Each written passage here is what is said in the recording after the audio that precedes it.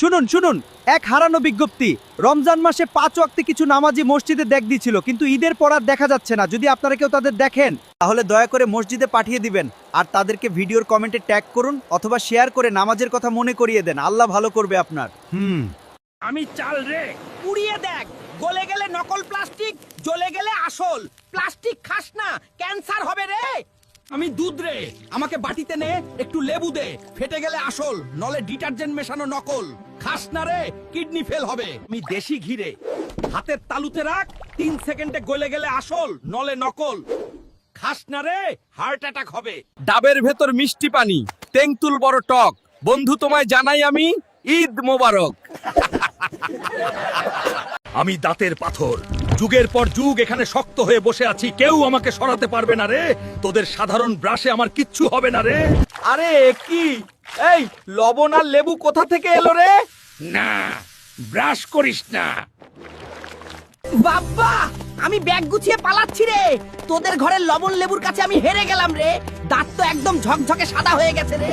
শোনো, আমি মসজিদ, রমজানে আমার সব কাতার ভরে যায়, কিন্তু ঈদের পর আর কেউ আমার কাছে আসে না। আমাকে রাখা হয় সেজদা দেওয়ার জন্য। রমজানে সবাই আমার উপর সেজদা করে, কিন্তু ঈদের পর আর কেউ আসে না। মনে আছে, সারা রমজান তুমি আমাকে জিকির করলে, কিন্তু ঈদের পর আর আমাকে মনে রাখবে না। আমি খুব কষ্ট আমরা তোমাদের সবর আর দোয়া, রমজানে আমাদের খুব কাছে ডেকেছিলে। তোমাদের কান্নার সাথে আমরা ছিলাম। সারা রমজান আমি বাধা ছিলাম, তোদের নামাজ জিকির দোয়ার মাঝে আমি বারবার বাধা দিতে পারিনি, কিন্তু ঈদের পর যখন তোরা ভুলে যাস তখনই আমি সুযোগ খুঁজি। আমি কবর, একদিন তুমিও আমার মধ্যে আসবে। নামাজ আর ভালো আমল হবে তোমার একমাত্র সঙ্গী।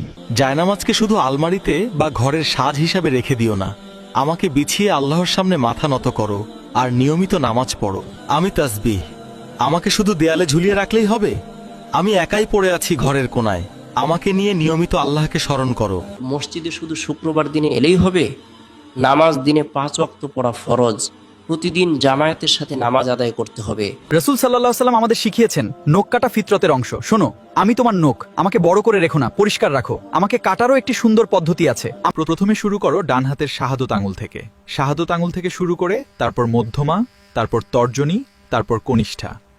এরপর বাম হাতের কনিষ্ঠা, তারপর তর্জনী, তারপর মধ্যমা, তারপর শাহাদত এবং তারপর বৃদ্ধা আঙুল। সবশেষে কাটবে ডান হাতের বুড়ো আঙুল। এভাবেই চন্দ্রাকৃতির মতো করে নখ কাটবে। আমি তোমার কিডনি, চুপচাপ কাজ করি বলে আমাকে তুমি ভুলে যাও। পানি কম খাও, আমি ভেতর থেকে শুকিয়ে যেতে থাকি। লবণ বেশি খাও, আমার উপর চাপ বাড়ে। ব্যথার ওষুধ নিজের ইচ্ছায় খাও, আমাকে ধীরে ধীরে বিষাক্ত করে ফেলো। রক্তে সুগার আর প্রেশার নিয়ন্ত্রণে রাখো না, আমি ভেতরে ভেতরে ক্ষত হয়ে যাই। আমি চিৎকার করতে পারি না, কিন্তু একদিন হঠাৎ চুপ করে থেমে যেতে পারি। আমি কালো জিরে মৃত্যু ছাড়া সব রোগের শিফা। এটা আমার কথা না, রাসূল সাল্লাল্লাহু আলাইহি ওয়াসাল্লাম নিজে বলেছেন। তুমি কি জানো আমি আর কালো জিরা একসাথে কত শক্তিশালী? আর কোরআনে আমার সম্পর্কে বলা হয়েছে, আমার মধ্যে মানুষের জন্য শিফা আছে। নবীজি আমাদের খেতে পছন্দ করতেন।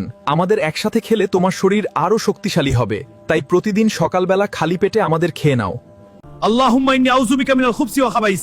এই দোয়া বাথরুমে জিন থেকে পর্দা তৈরি করে, এটা পর নিজেকে রক্ষা করো। আমি তোমার খাবার, বিসমিল্লাহ বলতে ভুলে গেছো? শয়তান তোমার সাথে খাচ্ছে আর রিজিকের ভাগ নিচ্ছে।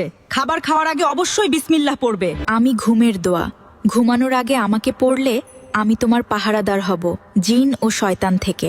আমাকে ছাড়া ঘুমাবে না। আমি বাড়ি থেকে বের হওয়ার দোয়া, বিসমিল্লাহি তাওয়াক্কালতু আলাল্লাহ লা হাওলা ওয়ালা কুওয়াতা ইল্লা বিল্লাহ। এটা বিপদ দূরে রাখে আর শয়তান সরে যায়। এটা দিয়ে শুরু করো। আমি কবর, মানুষের জীবনের শেষ ঠিকানা। এখানে এসে সব অহংকার শেষ হয়ে যায়। অন্ধকার এই ঘরে তোমার সঙ্গী কেবল তোমার আমল। শেষে শুধু কর্মের স্মৃতিই আমার নীরবতার ভেতরে বেঁচে থাকে। দুনিয়ার জীবন খুবই অল্প সময়ের, কিন্তু কর্মের ফল অনেক দীর্ঘ। তোমার সময় শেষ, এখন কেবল তোমার কৃতকর্মের হিসাব হবে। কোনো অজুহাত আজ কাজে আসবে না।